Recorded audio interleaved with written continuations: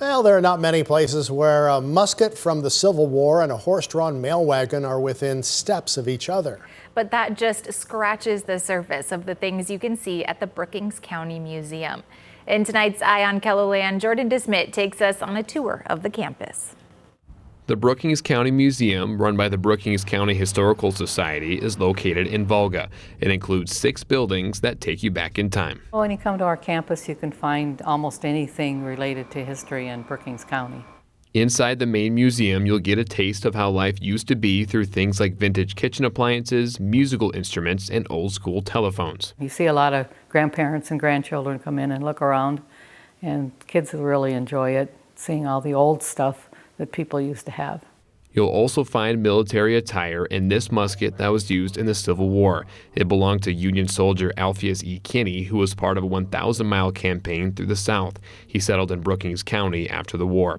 Another person's story you can learn is that of Dr. Alonzo Peak, or Doc Peak. He's a member of the South Dakota Hall of Fame and served the Volga community for decades. Museum treasurer Kathy Hansen worked for him. He was getting close to retirement when I worked for him, so I was like the last person that came in and did all the office work, bills and financial. She says Doc Peak was a respected member of the community. He delivered most of the people that are probably living here now. However, Hansen and her husband Dennis, who serves as president, will tell you that the Historical Society's pride and joy is the horse-drawn museum next door.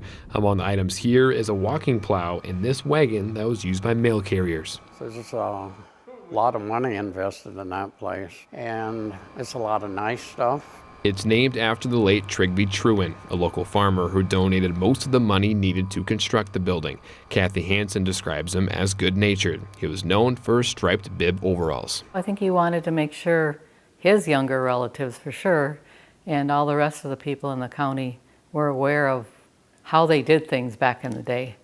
You know, he was good at taking care of that. But we're not even close to done touring the Brookings County Museum. Staff also have a building dedicated to showing off vintage farm equipment like this display of hundreds of toy tractors. However, there's one thing in here that might look a little out of place: Volga's first jail cells. I don't think I'd want to spend a night in that place. That's cold. You lay on bare metal. Sleeping conditions are a little better at the Sundet Log Cabin. It was built for Marin and Joachim Sundet and their family in 1872. That log cabin kind of reminds me of the show Little House on the Prairie. Also on campus is a one-room schoolhouse and an 1884 house that once belonged to James Hogshurst, a former Brookings County employee. All 6 buildings each have their own role in telling the county's history. They may also be preparing the next generation of historians. I always had the attitude that if you don't have a history, you don't have a future. With Eye on KELOLAND, I'm Jordan DeSmit.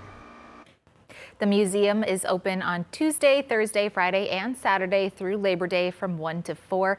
It's located on the west side of Volga.